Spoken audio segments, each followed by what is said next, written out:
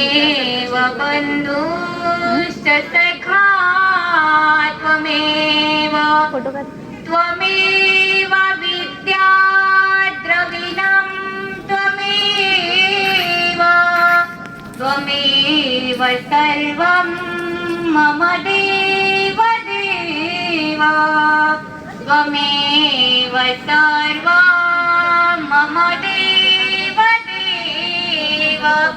श्री गोपाल कृष्ण महाराज की जय। श्री दत्तात्रेय महाराज की जय। श्री चक्रपाणी महाराज की जय। श्री गोविंद प्रभु महाराज की जय। ज्या अवताराच्या निमित्ताने आपण एकत्रित जमलेलो आहोत, निदान त्या अवताराचा जय जयकार तरी आपल्याला मोठ्याने करायचा आहे। सर्वांनी श्री चक्रधर स्वामी की जय। अनंत ब्रह्मांड नायक परब्रह्म परमेश्वर अवतार सर्वज्ञ श्री चक्रधर स्वामी या अवताराच्या अष्टशताब्दी अवतार दिनानिमित्त आयोजित केलेली ही छोटेखानी धर्मसभा। या धर्मसभेला लाभलेले प्रमुख व्याख्याते परम आदरणीय परम श्रद्धेय ईशाधिष्ठित श्री उद्धवराज दादा वाकेकर आणि ज्ञान मंचावर उपस्थित असलेले सर्व संत महंत, तसेच माझ्या समवेत आलेल्या माझ्या सर्व धर्म भगिनी आणि वासनिक बंधू आणि भगिनींनो, ज्या अवताराची अष्टशताब्दी आहे तशी तर अष्टशताब्दी ही 2 वर्षापूर्वी झाली। अष्टशताब्दी म्हणजे परमेश्वराला अवतार धारण करून 800 वर्ष पूर्ण झाले, 2 वर्षापूर्वी झाले। पण ते आपल्याला माहिती आहे कसे झाले। त्यावेळेस फक्त आपण 800 दीप उजळले, पण असा कार्यक्रम मात्र केला नाही। त्यामुळे 2 वर्षानंतर हा कार्यक्रम आपल्याला मोठ्या उत्साहात करायचा आहे आणि म्हणून 802 वर्ष झाल्यानंतरही आपण अष्टशताब्दी साजरी करू शकतो।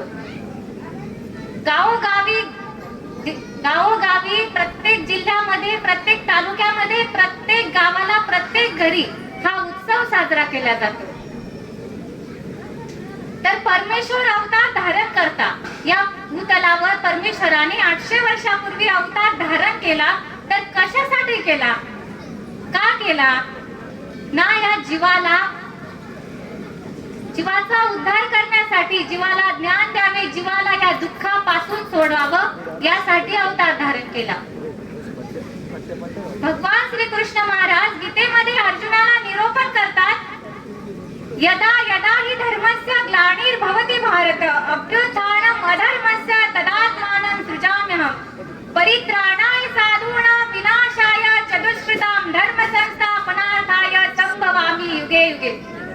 जेव्हा जेव्हा धर्माचा अधर्म होतो, धर्माचा विनाश होतो आणि त्या धर्माचा विनाश झाल्यानंतर ते ज्या दुष्टांचा नाश करण्यासाठी परमेश्वर अवतार धारण करतो आणि जे साधू आहेत या साधूंचं साधुत्व प्रकट करण्यासाठी, सिद्ध करण्यासाठी परमेश्वर अवतार धारण करतात।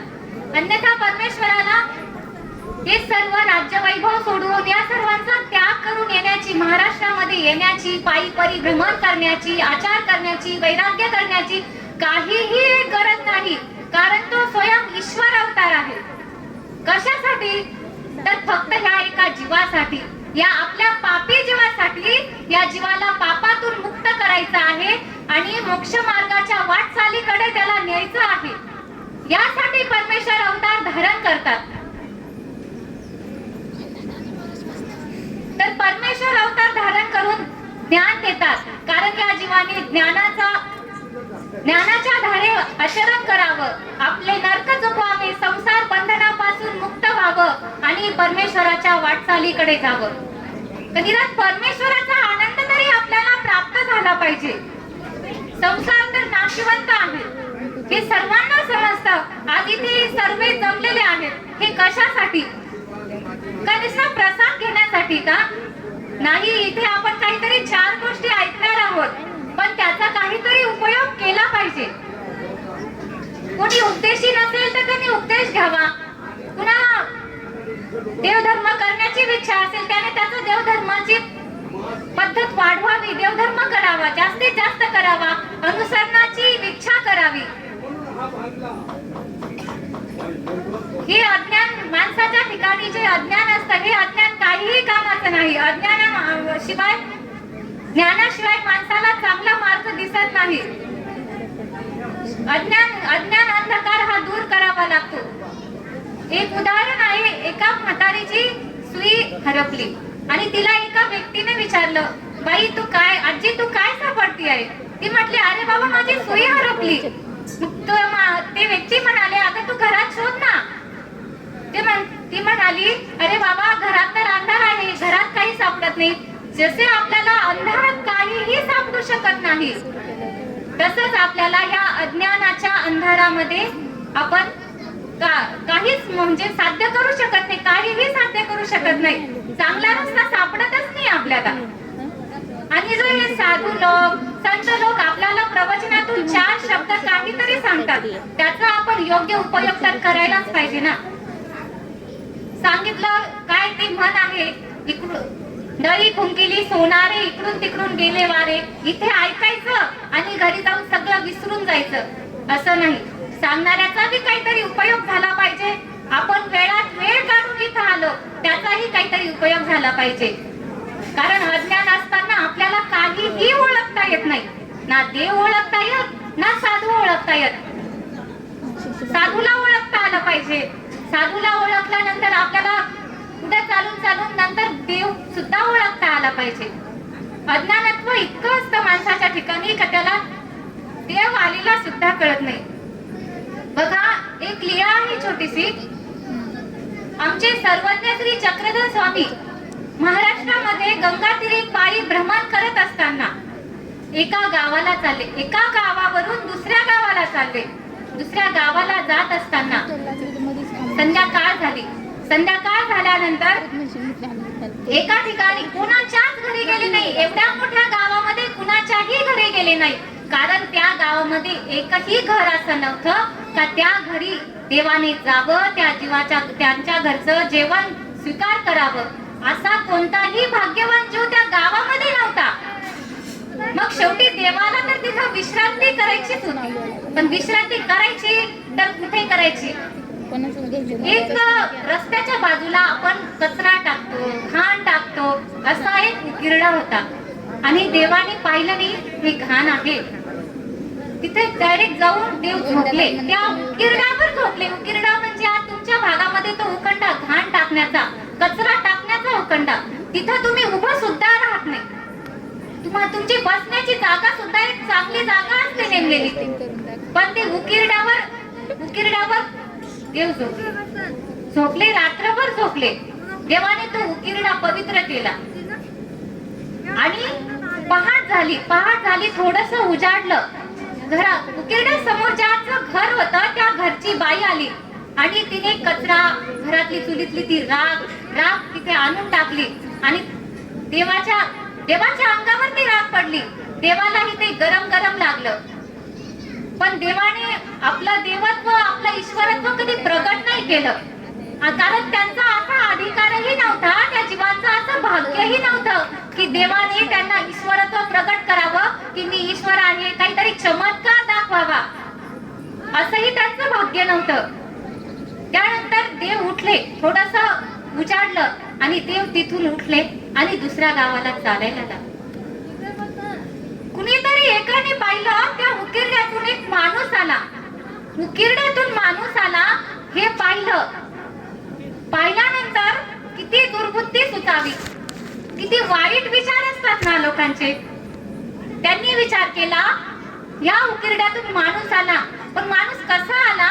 त्या उकिरड्याला माणूस जन्मला. इतकं अज्ञानत्व असतं. उकिरड्याला कुठे माणूस जन्मतो का हो? उकिरड्यातून माणूस आला म्हणजे त्यांनी विचार केला की उकिरड्याला बाळ नव्हे, छोटा नव्हे, तर एवढा मोठा धाड दिप्पाड माणूस जन्मला. आणि ही चर्चा एक नाही, दोन नाही, अख्खं गाव भर पसरली. गावभर चर्चा पसरली. पूर्ण गाव, आजूबाजूचे खेडे पाडे जमले. मग मोठ्या माणसांची, म्हाताऱ्या माणसांची, तरुण माणसांची, म्हाताऱ्या बायांची, तरुण बायांची अशी टोळी टोळी जमली आणि चर्चा चालू व्हायला लागली. कोणी काय म्हणतं तर हो, कालच तो उकिरडा फुगला होता.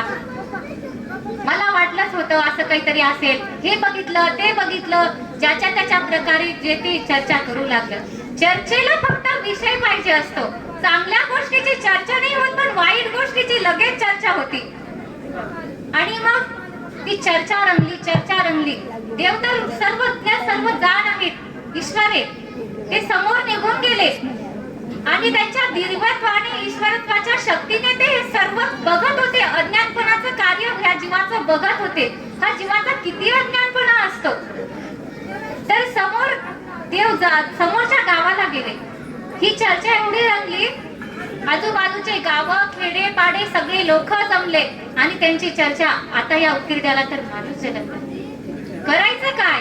या उकिरड्याचं करायचं काय? हा उकिरडा बाटला, करायचं काय?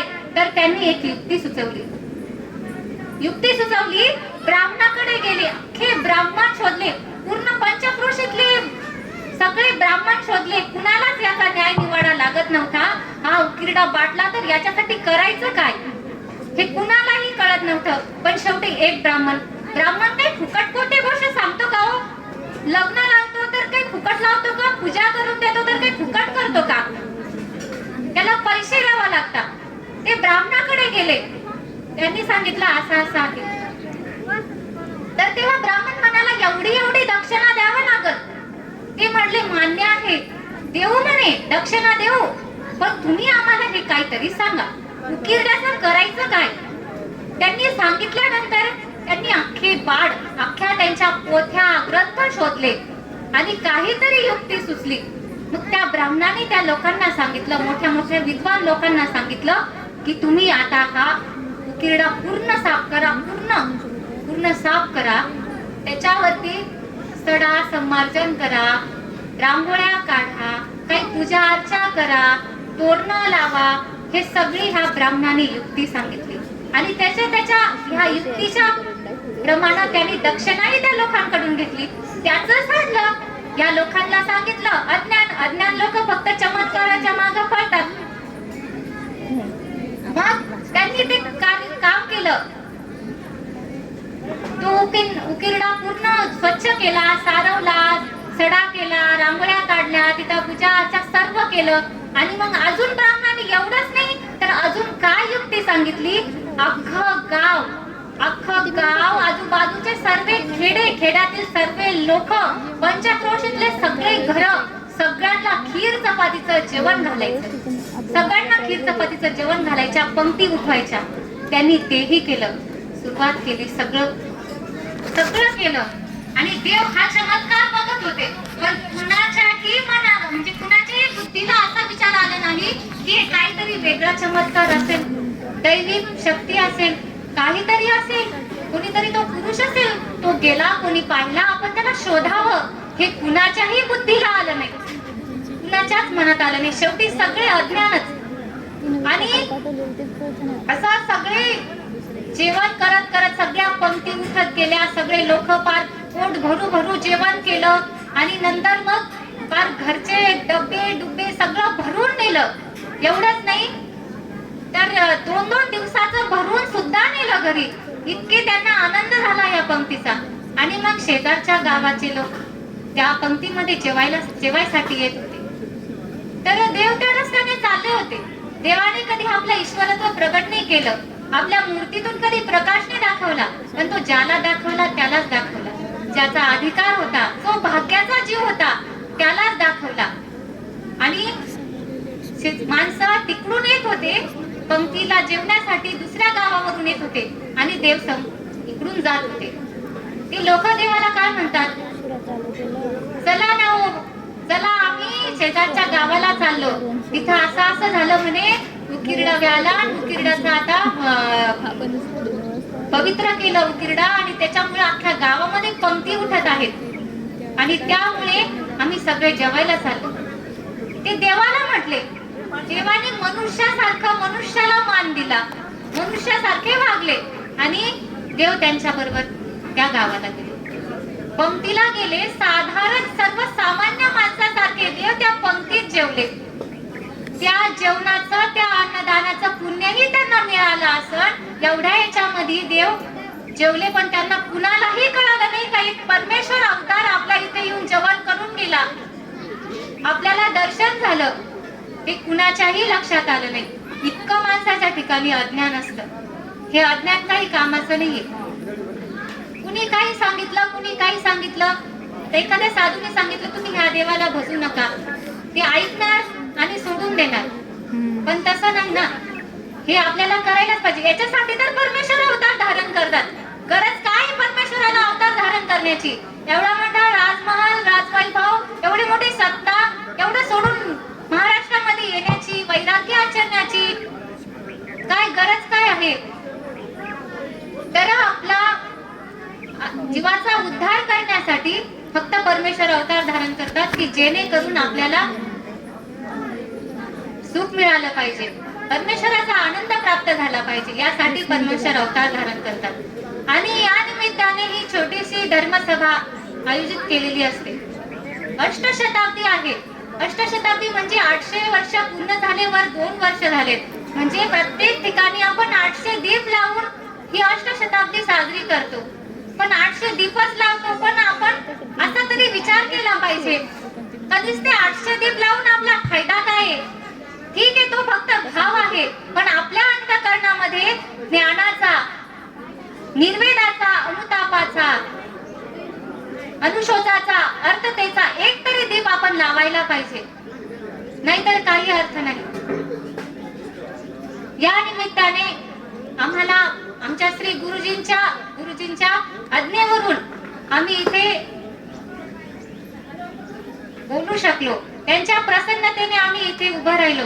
आणि या कार्यक्रमाचे आयोजक आदरणीय, पूजनीय, श्रद्धेय श्री तात्या यांनी आम्हाला ही सुवर्ण संधी प्राप्त करून दिली.